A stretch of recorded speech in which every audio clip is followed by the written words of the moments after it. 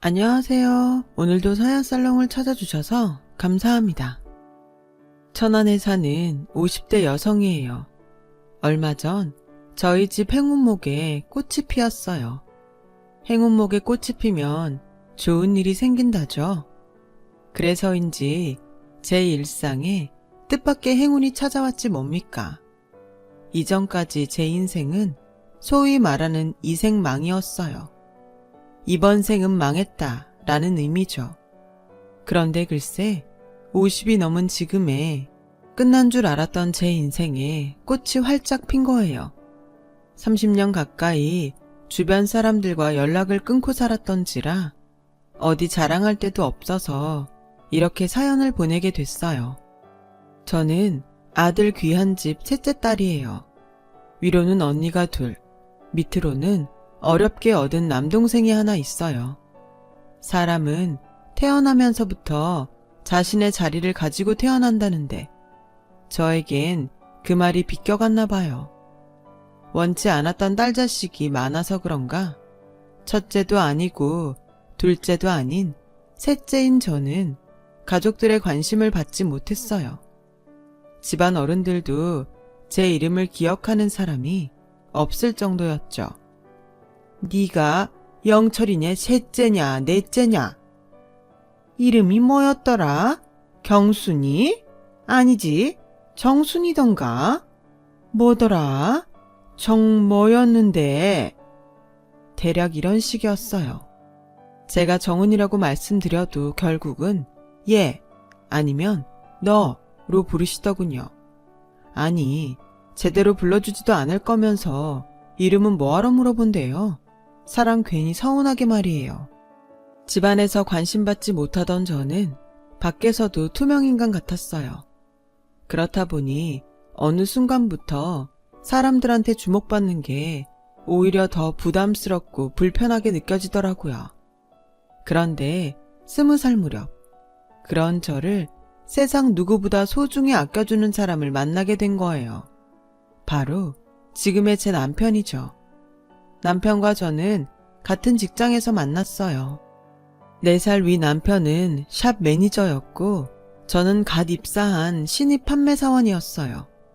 사회생활이 처음이라 모든 게 낯설고 미숙해서 실수도 많았던 저를 남편이 곁에서 많이 도와주었어요. 그런데 그 친절이 마냥 좋은 것만은 아니었어요. 왜냐고요? 좀 불편한 구석이 있었거든요. 남편은 처음 본 그날부터 줄곧 제게 마치 최면을 거는 것처럼 정은 씨 남편감은 바로 나야 라고 헛소리를 해댔거든요. 처음엔 그 말을 듣고 이 사람 머리가 돈 게 아닐까 생각했죠.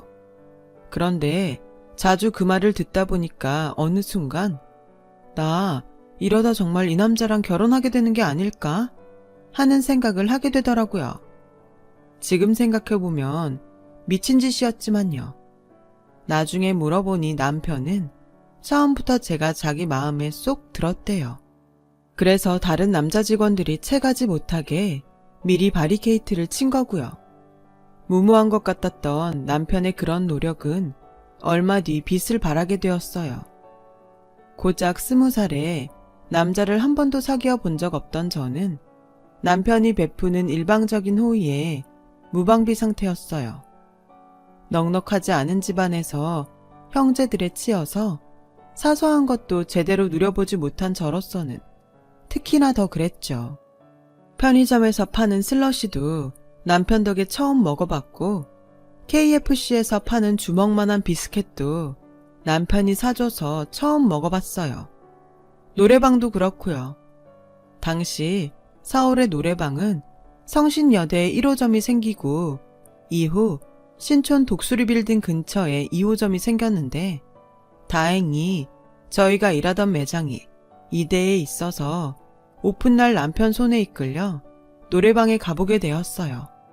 난생 처음 보는 신문물을 경험하러 온 사람들로 노래방 안은 인산인해였죠. 초창기 노래방은 500원짜리 동전을 넣고 한 곡씩 부르는 시스템이었어요. 요즘 유행하는 코인 노래방처럼요. 지금처럼 푹신한 소파도 아닌 다리 긴 목욕탕 의자에 앉아서 노래를 불렀더랬죠. 남편은 당시 유행하던 이범학의 이별 아닌 이별을 멋지게 불러 제꼈어요. 평소와 다른 남편의 모습에 살짝 놀란 저는 남편이 노래를 부르는 모습을 보곤 반하고 말았죠. 이날을 위해 휴일까지 바꿔가며 저와 노래방을 찾았던 남편은 작정한 듯 연달아 5곡이나 불렀어요. 그리곤 노래를 너무 불러 목이 마르다며 근처 호프집으로 저를 데려갔죠. 근처 연대생들이 주로 오는 곳이라 과 점퍼를 입은 학생들이 많았어요. 그 사이에 자리를 잡고 앉은 우리는 대학생들의 대화 속에 흘러나온 MT며 과대, 레포트 같은 용어들에 잔뜩 주눅이 들었던 기억이 나네요. 둘 다 고등학교를 졸업하고 바로 사회생활을 시작했던 터라 비슷한 또래들이 즐기는 캠퍼스 생활이 내심 부럽고 셈이 났거든요. 그 열등감 때문에 술에 더 취했는지 모르겠네요. 그날 남편은 술이 잔뜩 취해서 몸도 가누지 못했어요. 날은 춥고 술에 취한 남편은 무겁고 이러지도 저러지도 못하던 저는 생각도 못해 근처 여관으로 남편을 끌고 갔어요. 술에 취한 남편을 눕혀놓고 바로 나올 생각이었죠. 그런데 침대에 눕히고 돌아서려는데 남편이 저를 불러 세우지 않겠어요? 아니, 무슨 여자가 겁도 없이 남자랑 여관을 들어와? 정은 씨, 그렇게 안 봤는데 까졌네? 원래 이런 사람이었어?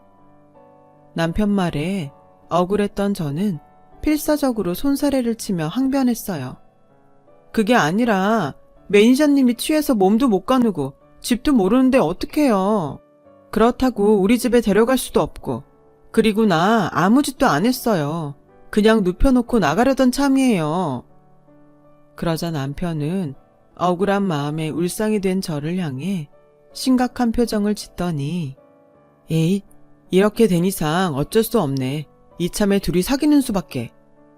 네? 그게 무슨 말도 안 되는 소리예요. 내가 왜 매니저님이랑 사귀어요. 싫어요. 전 매니저님처럼 여자한테 예쁜 남자는 딱 질색이라고요. 그러니까 그런 소리 말아요. 그러자 남편은 정색을 하며 말했어요. 아니, 누가 예쁜 남자라는 거야? 내가 얼마나 한결같은 남잔데? 나처럼 일편단심인 사람이 어딨다고. 나 정은 씨 말고 눈길 준 사람 없어. 못 믿겠으면 매장 가서 사람들한테 다 물어봐. 오늘만 해도 그래. 내가 정은 씨랑 만나러 나오려고 몇 명한테나 휴무 바꿔달라고 부탁했는지 알아? 자그마치 3명이야.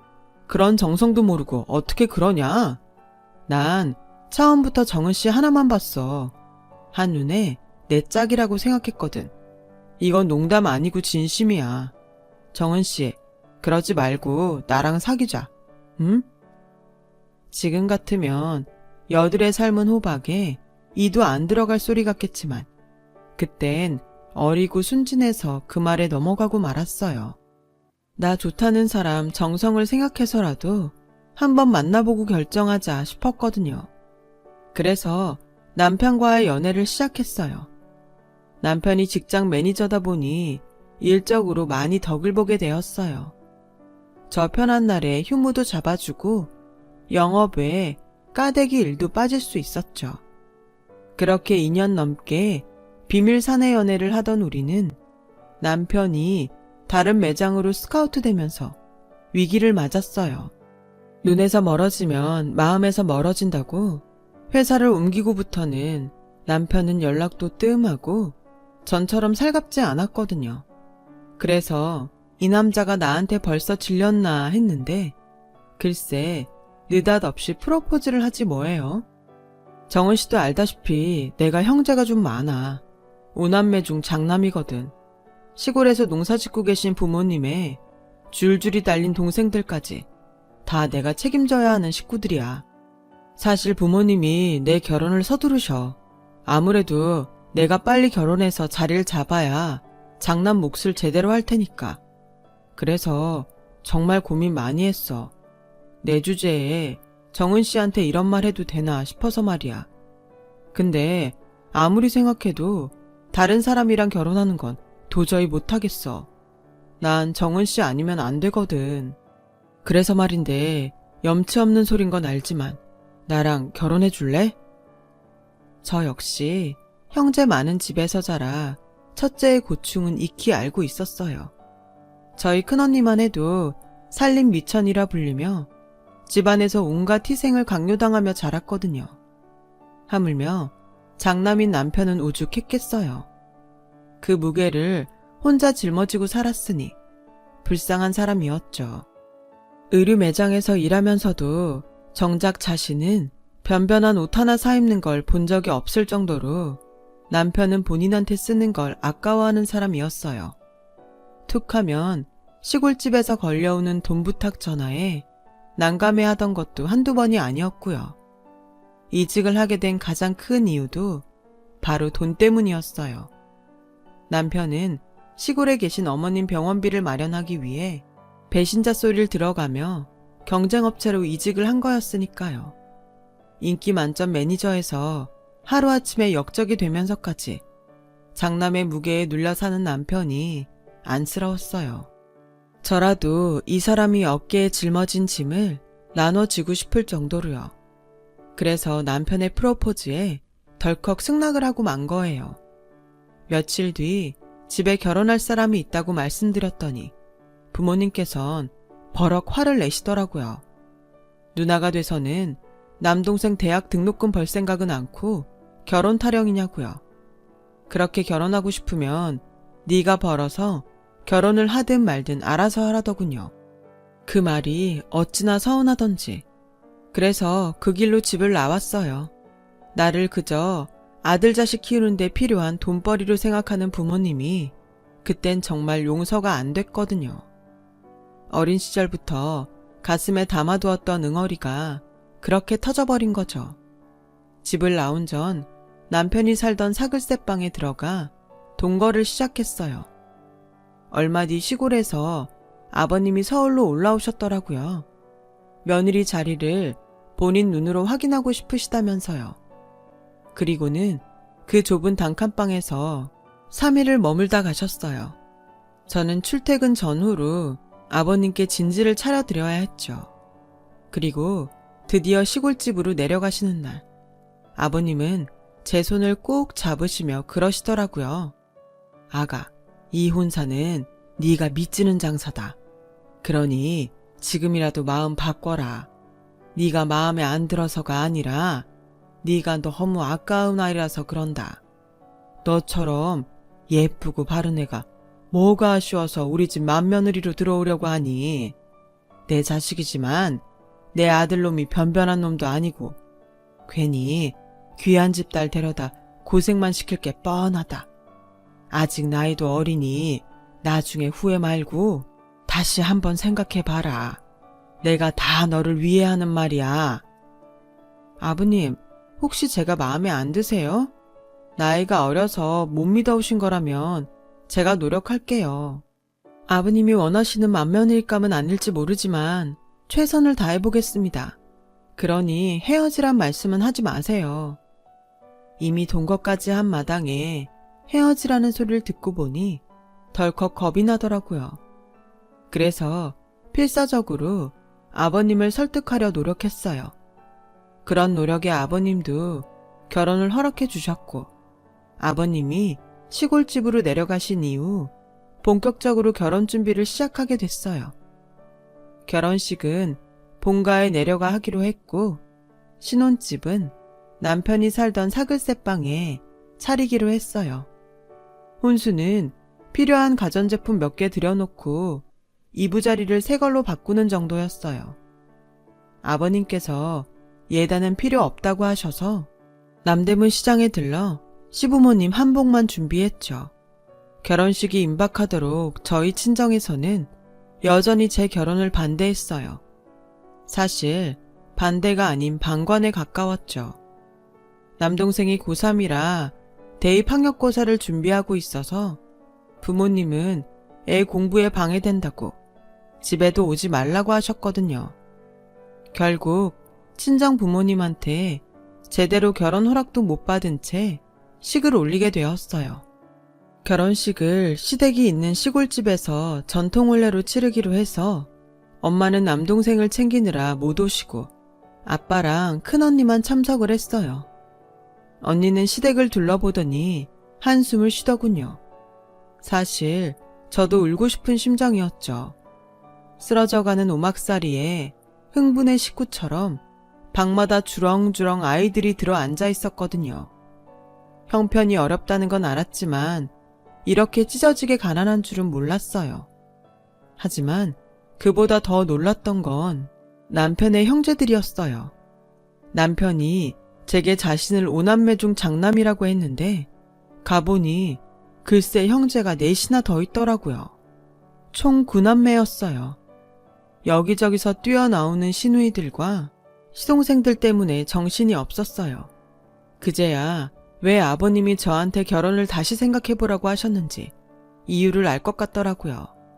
게다가 시어머님이 워낙 욕심이 많고 게으른 분이시라 집안일에 손도 까딱 안 하셨고 시누이들도 제가 시댁에 갈 때마다 평소 자신들이 하던 집안일도 제게 떠넘기기 바빴어요. 시댁에서 제 편은 아버님 뿐이었어요. 아버님은 아침부터 허리 한번 못 펴는 저를 보시곤 시누이들을 혼내셨어요. 그 모습을 본 시어머니는 벌써부터 시아버님을 꼬드겨 시누이를 잡는다며 볼멘 소리를 하셨죠. 억울하긴 했지만 이런 게 시집살이구나 하면서 참아 넘겼어요.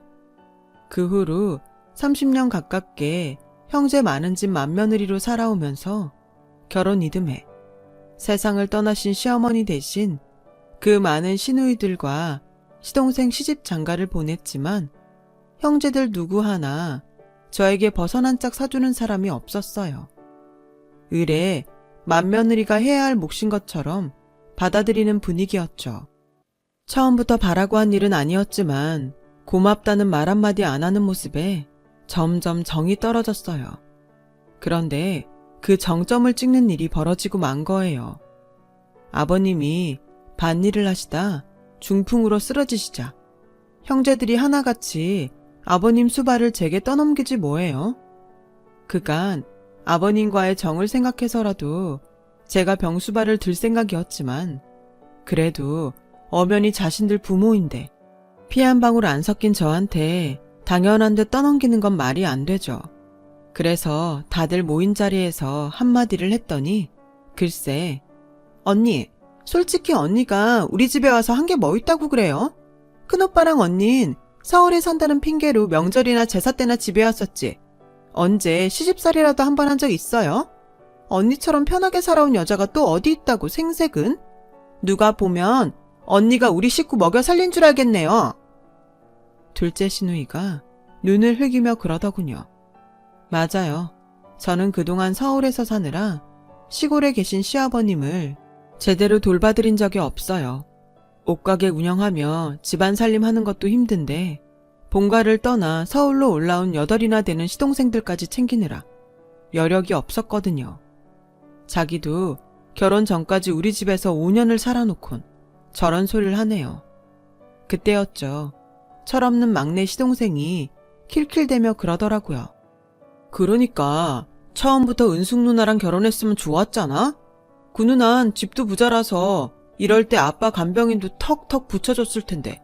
형, 이제라도 형수 버리고 은숙 누나랑 재혼하지 그래? 그 누나 혼자라던데? 막내 시동생의 철없는 말에 집안에 정적이 감돌았어요.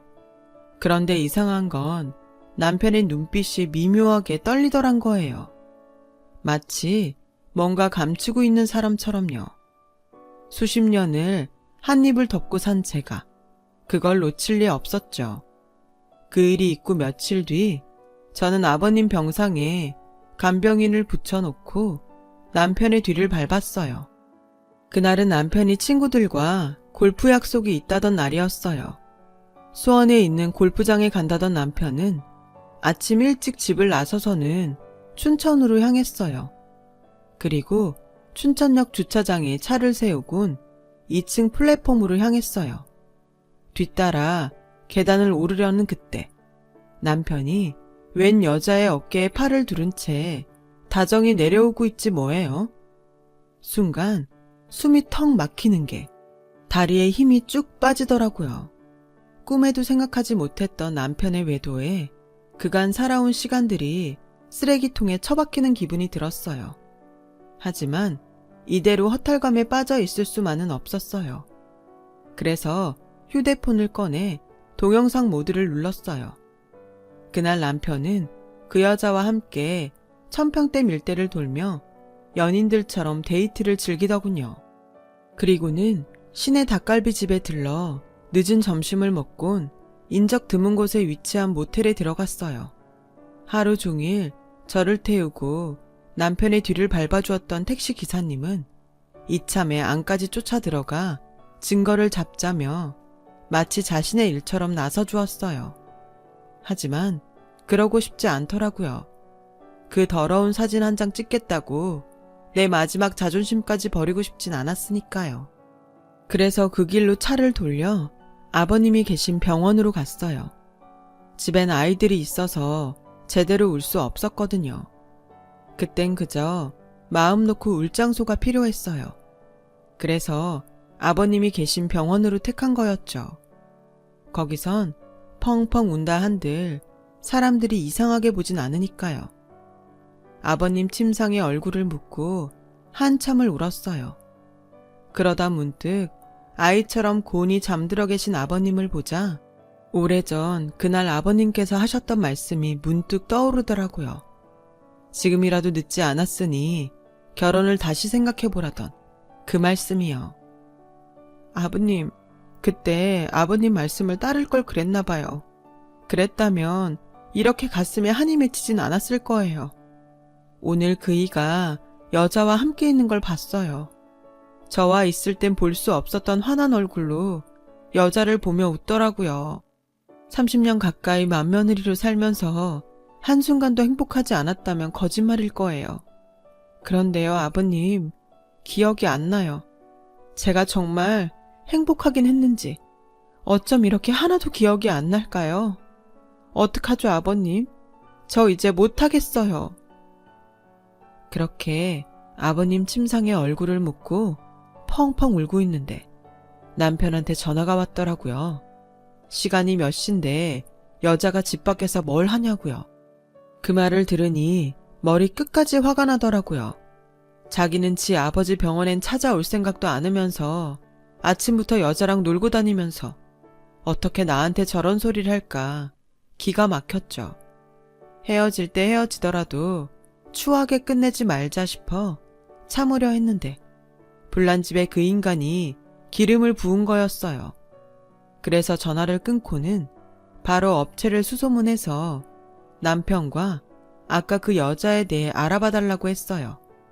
간통죄도 폐지된 마당에 두 인간을 간통으로 쳐넣을 순 없지만 일단은 증거를 잡아놓고 법적으로 하든 주먹으로 하든 해야 할 것 같아서요. 그리고 보름여 뒤 업체에서 연락이 왔더라고요. 그런데 글쎄 업체에서 알려준 그 여자의 이름이 바로 지난번 막내 시동생이 말했던 그 은숙이란 여자더라고요. 4년 전쯤 남편과 사별하고 혼자 살고 있었어요. 그런데 남편과 다시 만난 시점이 그 여자 남편이 살아있다던 7년 전쯤이더라고요. 둘 다 가정을 둔 상태에 불륜을 저지른 거였죠. 그런데 웃긴 건 이 사실을 몇몇 시동생과 시누이들도 알고 있더란 거예요. 남편 형제들과도 함께 만나 여행도 다니고 했더라고요. 아주 쓰레기 같은 것들이 꼴값을 떨고 있었던 거죠. 그래놓고 지 아빠는 나몰라라 하고 저한테 떠넘겼다니 정말 인간 같지도 않은 것들이었죠. 그래서 이것들을 불러 결판을 내려 했는데 그때 병원에서 전화가 왔더라고요. 아버님이 위급하시단 얘기를 듣고 저는 정신없이 병원으로 달려갔어요. 병실에 들어가 보니 아버님은 산소호흡기에 의지한 채 거친 숨을 몰아쉬고 계셨어요. 아버님, 저 왔어요. 눈 좀 떠보세요. 제 목소리를 듣자 아버님은 희미하게 눈을 뜨셨어요. 그리곤 눈물을 주르르 흘리셨죠. 잠시 뒤 아버님 몸이 푹 꺼지더니 그대로 세상을 떠나셨어요. 아버님 손에 얼굴을 묻고 한참을 울고 있는데 뒤늦게 남편과 형제들이 달려왔어요.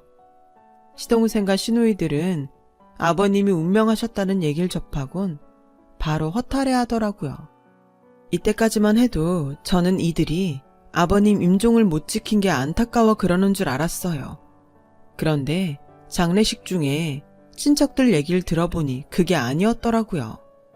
제가 남편의 외도 사실을 알고 아버님 병실을 찾아 울던 그때 아버님은 눈을 감은 채 제 얘기를 듣고 계셨던 모양이에요.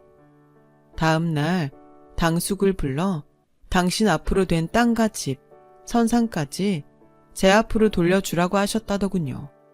너무도 완강하게 당부하셔서 뜻을 따르긴 했지만 차후에 자식들이 알고 자신을 원망할까봐 둘째 시동생한테 연락을 했던 모양이에요. 남편을 제외한 형제들은 변호사까지 사서 아버님 재산을 찾아올 방법을 찾고 있었는데 아버님의 동의가 있어야 한다는 말을 듣고 다 같이 만나 병원에 올 계획을 세웠던 모양이에요. 그런데 바로 그 전날 아버님이 세상을 떠나고 마신 거죠. 남편의 형제들이 아쉬워한 건 바로 그 대목이었던 거예요. 정말 인간 같지 않은 괴물들인 거죠. 아버님 장례식이 끝나자 시동생들은 우르르 저희 집으로 몰려왔어요. 영문을 모르는 남편은 제게 무슨 일 있냐고 묻더군요. 그러자 말 많은 둘째 시누이가 저를 보자마자 한 소리 하더라고요. 언니, 그간 곰인 줄 알았더니 완전 여우였네요. 그동안 아빠 구슬려서 재산 빼내려고 병원에 다닌 거였어요? 정신 흐린 노인네를 어떻게 홀렸길래 그 재산을 다 쓱싹했대요? 어디, 나도 그 재주 좀 배웁시다. 그 말에 남편은 깜짝 놀랐어요. 이 사람이 아버지 재산을 빼내다니 그게 무슨 소리냐? 그러자 둘째 시동생이 거들었어요. 형, 모른 척하지 마. 아버지가 선상까지 몽땅 큰형수한테 줬다는데 형이 그걸 모를 리 있어? 우리 땅 주변에 도로가 생겨서 가격이 몇십 배나 올랐다는데 그거 혼자 먹으려고 쇼하는 거 아니야? 이 녀석이? 난 금시초문이야. 그리고 설사 알았다 한들 그게 뭐? 장남이 부모 재산 물려받는 게 뭐가 문제란 거야? 그래서 그것 때문에 다들 달려온 거냐? 그런 거면 다들 돌아가. 그동안 아버지 병수발을 누가 했는데? 다 이 사람이 혼자 했어. 니들은 유산 운운할 자격 없어. 남편은 마치 그 재산이 자기 것이 된 것처럼 신이 나서 떠들어댔어요. 그 말에 순간 발끈하더라고요. 그래서 확실히 하자 싶었죠. 당신이 맞는 말 할 때도 있네. 그래, 아버님 병수발은 내가 다 했지. 그래서 아버님이 전 재산을 나한테 다 물려주신 거고. 근데 당신이 왜 좋아해? 당신 것도 아닌데. 들었잖아, 나한테 주셨다고. 그리고 아가씨, 누가 정신이 흐려요? 아버님이 반신불수긴 하셨어도 정신은 또렷하셨어요. 하긴 아버님이 병원에 입원하신 지가 언젠데 한 번도 찾아뵌 적이 없으니 모르지. 왜? 변호사가 심신미약으로 몰아서 제가 받은 유산 뺏어준다 그래요? 그래서 다들 몰려와서 이 난리를 치는 거냐고요. 근데 소용없어요. 이미 땅 문서엔 제 도장이 찍혔고 난 당신들한테 10원 한 장 줄 생각 없으니까. 그리고 당신도 잘 들어.